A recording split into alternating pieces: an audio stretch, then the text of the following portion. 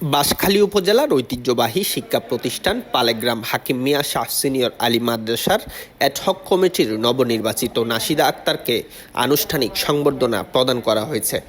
শনিবার ২৯ জুন দুপুর 12:30টায় পালেগ্রাম হাকিম মিয়া শাহ সিনিয়র আলিয়া মাদ্রাসার হলরুমে আয়োজিত এই অনুষ্ঠানে শিক্ষক, শিক্ষার্থী, অভিভাবক ও মাদ্রাসা পরিচালনা কমিটির সদস্যদের উপস্থিতিতে সম্মাননা প্রদান করা হয়। পালেগ্রাম হাকিম মিয়া শাহ সিনিয়র আলিয়া মাদ্রাসার অধ্যক্ষ জসিমউদ্দিন তৈয়বীর সভাপতিত্বে ও সিনিয়র শিক্ষক আবু নোমানের সঞ্চালনায় প্রধান অতিথি হিসেবে উপস্থিত থেকে বক্তব্য রাখেন নবনির্বাচিত কমিটির সভাপতি নাসিদা আক্তার।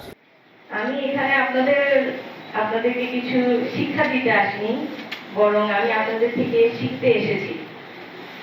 আমি মনে করি মানুষ একলা কিছু করতে পারে না, তাই আমরা সবাই মিলে যদি আমাদের এই মাদ্রাসার শিক্ষার মান উন্নয়ন,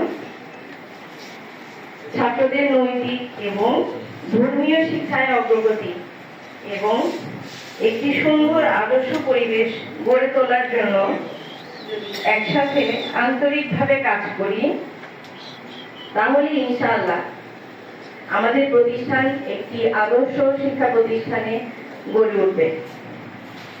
এক্ষেত্রে আমার সততা ও আন্তরিকতার কোনো ঘাটতি থাকবে না ইনশাআল্লাহ।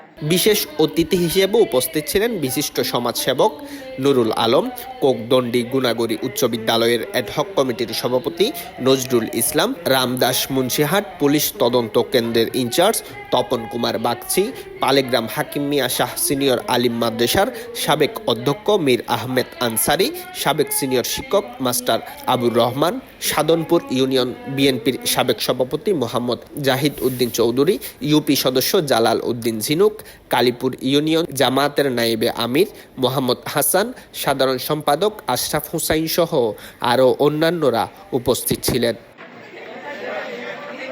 নিউজ ডেস্ক, দৈনিক আজাদী।